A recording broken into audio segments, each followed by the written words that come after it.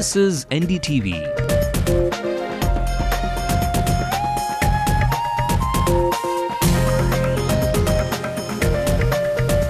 And you're watching NDTV Hindu.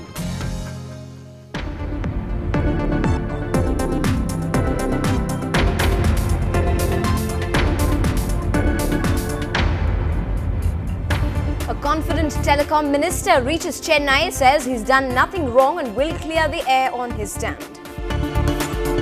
CBI FIR says no name. Let it be. I will not interfere with the CBI inquiry. But could it be the last weekend as telecom minister back home? Sources indicate that his ouster may be inevitable and could be next week. And while a former colleague makes startling revelations of the 2G scam, Raja says DS Mathur was part of the discussions. Whatever be the suggestion made by the DS Thakur is on record in the file. I have inquired with the officers. In the file, he has signed everything intact. Meanwhile, the state opposition is fiery over the matter, asks the Prime Minister to take action with immediate effect. That the Prime Minister intervenes in this matter and sacks Raja at the earliest. And there doesn't seem anything right with the proposed seating in MTC buses.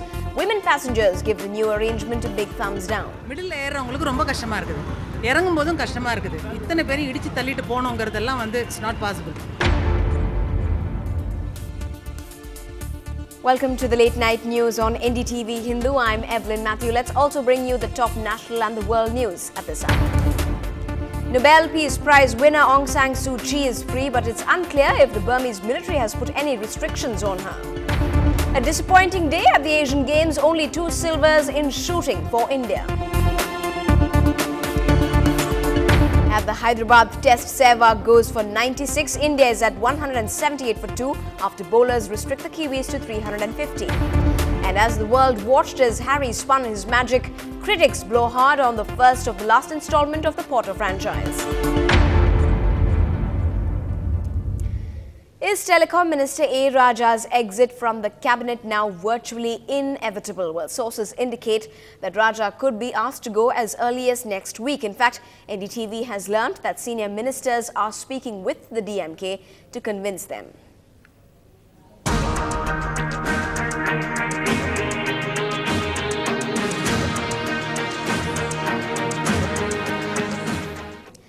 Tonight, right after A. Raja's flight landed at the Chennai airport, a confident telecom minister stuck to what he has been maintaining for long, that he will prove the public perceptions against him to be false and that media's reactions should not be motivated anymore. Asserting that the CBI's FIR did not name him, Raja has once again said that he need not resign. In fact, let's listen into some of those questions that were posed to the minister tonight at the city's airport. Here's how Raja countered some of them. Your response to former telecom secretary, his allegation is that he had advised against the first come first serve policy and also against advancing the cut-off dates. What is the response for that? Mr. Mathur, the then Secretary of Telecom, was put as a part and parcel of all discussions. Bring it down, please. And decisions were taken. And the note on file was also signed by him on 7/11/2007. The suggestions regarding assessment of likely availability of the spectrum was also useful in arriving the cut-off date of 25/9/2007. Whatever be the suggestion made by the DS Thakur is on record in the file. I have inquired with the officers. In the file, he has signed everything intact. If the Prime Minister is asking you to quit, will you resign? If the Prime Minister wants you to resign, will you quit? Your question is facetious. Your question is facetious. Are you worried about the public perception? Many seem to believe in the corruption charges against you. No. I am having full confidence upon me. What I did is exactly in accordance with the law. I will prove that this type of perception is wrong. That too, I request that media's reaction should not be unilateral and motivated. Lastly, there is a CBI investigation going on. Don't you think it's proper on you to resign and then clear your name and come back? It is not against me. CBI FIR says no name. Let it be. I will not interfere with the CBI inquiry. Let it be. It is an autonomous body. Law will take its own course. Have please patience. And our reporter Krishnamurthy joined us from the Chennai airport and told us more about A. Raja's demeanor today in the midst of a tough week so far. A. Raja definitely is at the eye of storm of the entire country, but definitely he seems to be unfazed by all the allegations made against him. Cool and very calm and composed, A. Raja walked out of the Chennai airport just about an hour back, and he of course defended all the allegations made by the former secretary of the Telecom Ministry. He said that all Mathur's allegations are baseless. He said that when Mathur was in the part of all discussions which were held during the time where 2G spectrum allocation was made, he said that all his suggestions are on record, and he also said that his signatures also, he has also given his assent and his signatures are on record. So he said that he said that law will definitely take its own course, and then he said that he's confident that law will definitely prove all the allegations made against him are all false. Well, all of this obviously comes in the midst of Raja when he was in fact nailed by his former colleague DS Mathur, who has blown the whistle this time around. Mathur, who is a former secretary in the telecommunications department, had claimed that he did not okay the controversial decision to advance the cut-off date for processing applications for licenses that year. He added that he had resisted the minister's attempts to give licenses without first coming out with a transparent policy, and had put his foot down and said that he would not sign any files on licensing matters.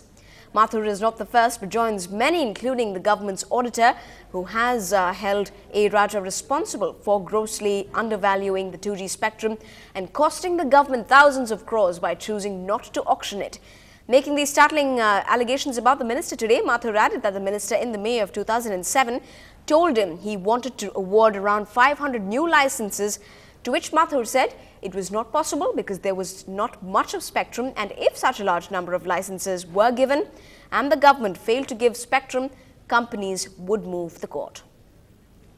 So rocking the parliament and creating a flurry among combative political circles, especially the opposition, in reaction to that latest allegation by Mathur, the telecom minister has said that the then Secretary Telecom was part of all of those discussions where decisions were taken, and the note on the file was also signed by Mathur in the November of 2007. Raja added that these suggestions regarding assessment of likely availability of spectrum were also useful in arriving at the date of 25th of September 2007. Meanwhile, the state's opposition is pressing the Prime Minister to intervene, and that it should be right now. The ex-telecom secretary, Mr. Mathur's statements, it is worse than the CAG report itself. I do not understand how many more evidences the Prime Minister will want before he begins to act. The Telecom Minister, Mr. Raja, has defied TRAI, he has defied the Telecom Secretary, he has defied the then Finance Secretary, Mr. Subbarao, he has defied the Law Ministry, he has defied even the PMO.